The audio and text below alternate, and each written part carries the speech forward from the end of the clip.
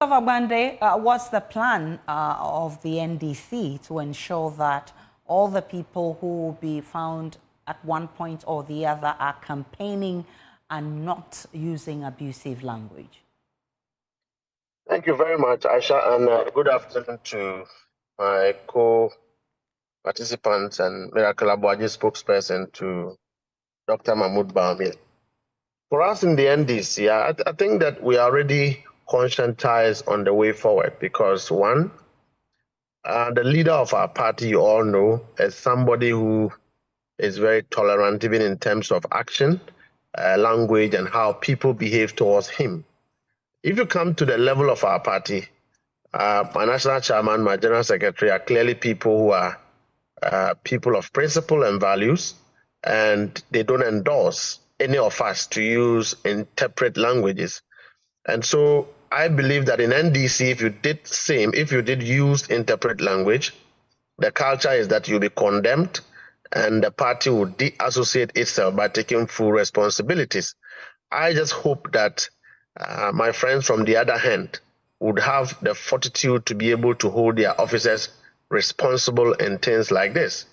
Let me cite an example of last week where a regional chairman of the MPP would have to use very bad language on the just nominated running mate of His Excellency John Dramani Mahama.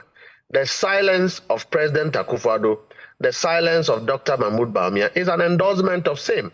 If it happened in the NDC, we would condemn these actions. And so it's something that we must take responsibility. And Aisha, this is where the media must come in. And so when these things happen, we should be bold enough to condemn it with all uncertain terms. If it has to cause a political party to lose power, it should be so. We can't pay lip services on one breath, holding others responsible, and when it is about others, we resort to academic lectures.